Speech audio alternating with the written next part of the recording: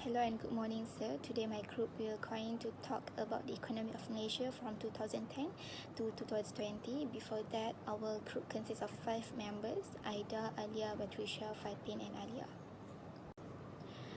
So here the list of content that we are going to discuss. It consists of gross domestic product, GDP, employment, inflation, monetary policy, the national budget and the international trade, which will be explained further according to Malaysia Annual Report of 2010 to 2020. So for the introduction, according to the International Monetary Fund, the Malaysian economy is the 4th largest in Southeast Asia and the 38th largest in the world, as Malaysia's labour productivity is much higher than neighbouring countries such as Thailand, Indonesia, the Philippines and as well as Vietnam. It is due to the high density of knowledge-based industry and the use of advanced manufacturing technologies and the digital economy. I would like to present Malaysia GDP growth rate from 2010 to 2020. Malaysia is among the world's largest open economies, with a trade to GDP ratio of more than 130% since 2010. After the downturn in 2009, the Malaysian economy experienced a strong resumption of growth in 2010 with an expansion of 7.2%. This strong resumption was driven mainly by robust domestic demand, with strong expansion in private sector activity. Next, in 2011, global economic environment in Malaysia became increasingly more challenging and uncertain in the second half year, resulting a reduction from 7.4% to 5.3%. Next, in 2012, Malaysia economy performed better than expected in this year, recording a strong growth of 5.6% GDP growth. In 2013, the Malaysia economy decreased from 5.6% to 4.7%. Furthermore, the Malaysian economy grew at a faster rate of 6% in 2014 compared to 4.7% in 2013.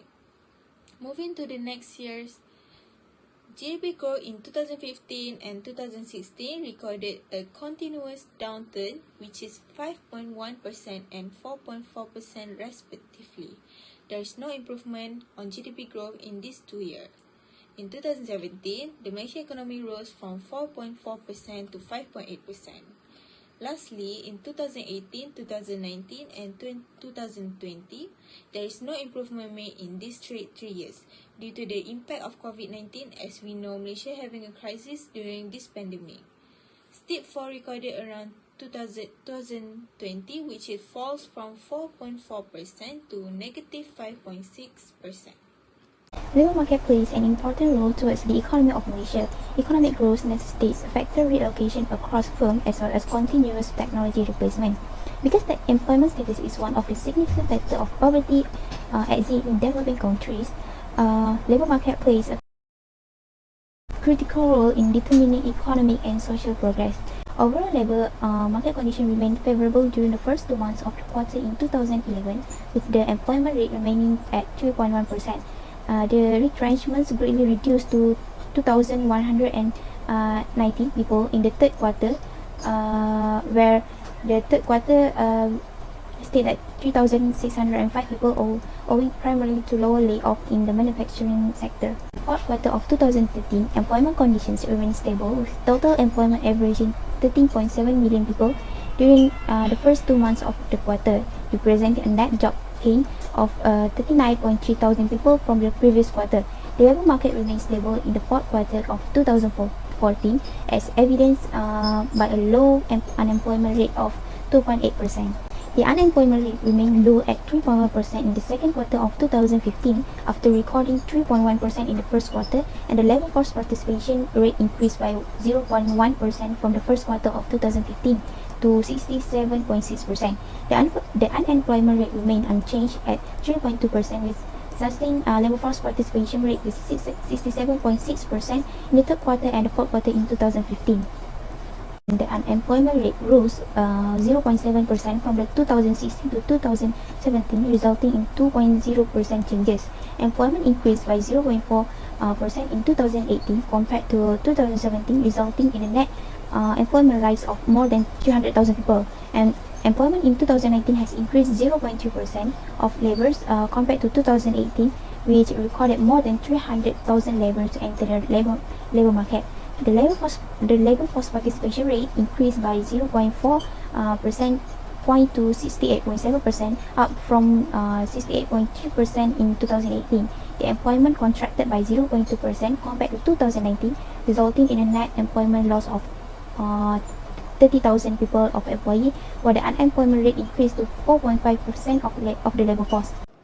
So move to the next point, which is inflation.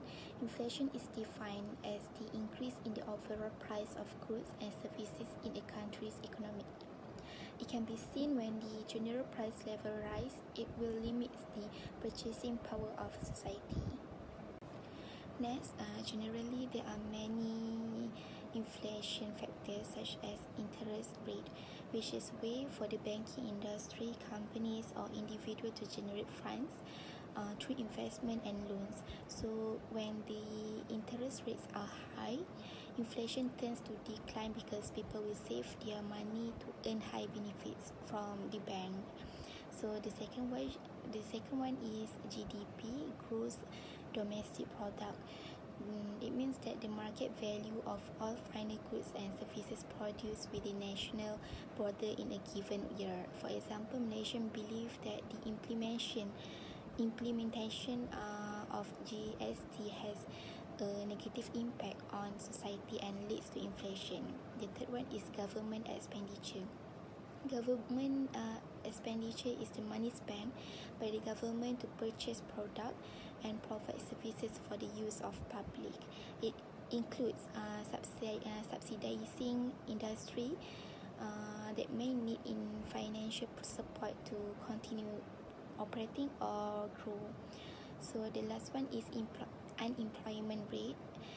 The lower the unemployment rate, the higher the inflation, as firms are unable to produce the product demanded in the market due to the lack of workers. So next slide, inflation trend in Malaysia.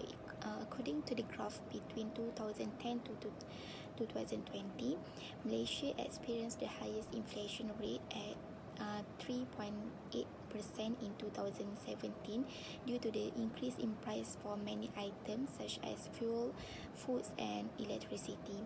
However, the lowest inflation rate in Malaysia was in 2020 due to the significant decline in retail fuel prices and the implementation of a phased electricity tariff discount due to COVID-19 in April 2020.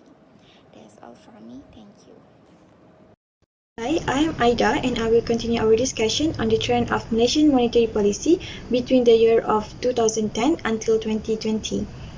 Before we go even deeper into the topic, what exactly does a monetary policy mean and why was it introduced and practiced in Malaysia? Intrinsically, monetary policy in the scope of economy provides a structured approach for regulating Malaysia's liquidity. When liquidity is under control, Malaysia's economy will soar, whilst inflation and unemployment are kept to a minimum. In Malaysia, all other monetary measures are driven by the overnight policy rate (OPC), and this falls under the responsibilities of Monetary Policy Committee (MPC) to keep the interest rates under control and avoid setting them too high or too low for a lengthy period of time, as it may lead to a cash flow instabilities. In 2010, OPR rate was set by MPC is 2.75%, while also implementing variations of monetary operations like uncollateralized borrowings, majority profile system, and so on. Based on the figure above, it shows OPR for 2011, 2012, and 2013 remain unchanged at 3.0%. Conversely, in 2014 and 2015, the MPC increased the OPR rate to 3.25% in order to reduce the risk of developing financial disparities. From 2016 to 2017, the OPR by MPC decreased. Despite this, the domestic banking system remained in a good shape. Next, MPC's OPR in 2018 was 3.25%. Due to the unforeseen global health crisis, monetary policy was oriented toward offering less assistance while avoiding long-term major losses. As a result, the OPR will stay intact for the rest of 2020 and 1.75%. The next point is the national budget of Malaysia. National budget is a country's budget.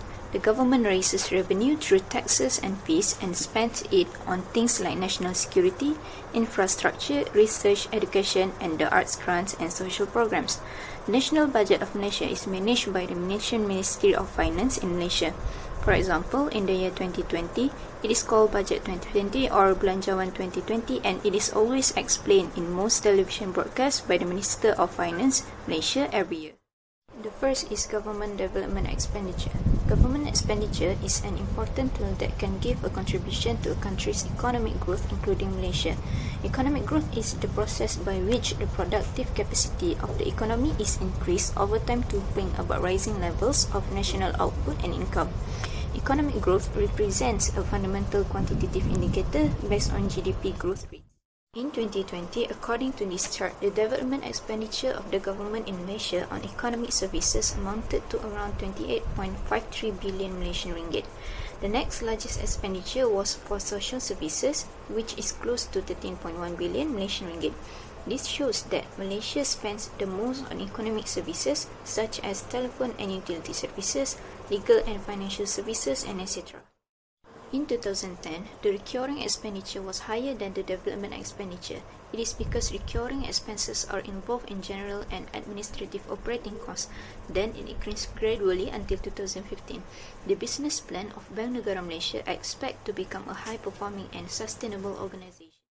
For the year 2016 until 2020, it fluctuates throughout the years. The first 3 years, the total expenditures are up and down. Meanwhile, in the year 2019 and 2020, it increased rapidly throughout the year.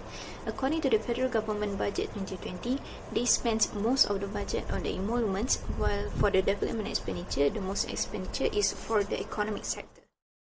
Next is the budget deficit. Deficit is the amount of money by which expenditures or liabilities exceed income or assets, while a budget deficit occurs when a government spends more in a given year than it collects in revenue, such as taxes.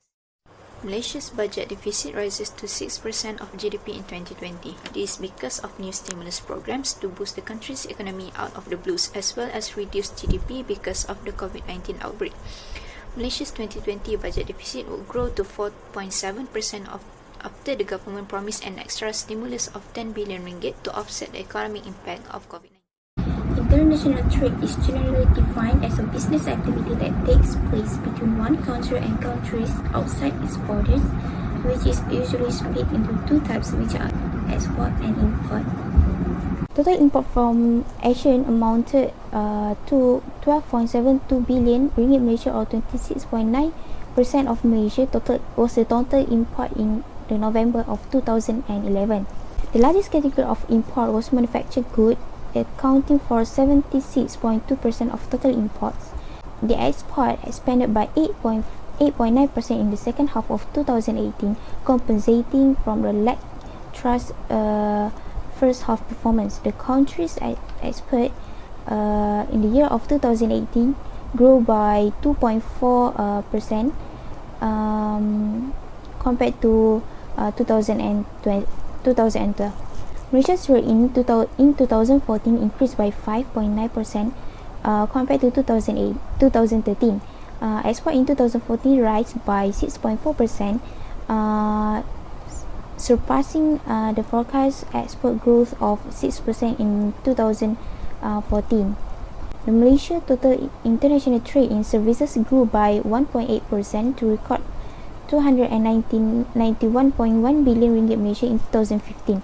The import of services increased 5.2% to 156.0 billion ringgit Malaysia. Malaysia's rate in 2016 remained resilient despite the uncertainties in the global environment. The total trade grew by 1.5% compared to the previous year. The Malaysian trade registered steady performance in 2017, grew at the highest rate in 13 years.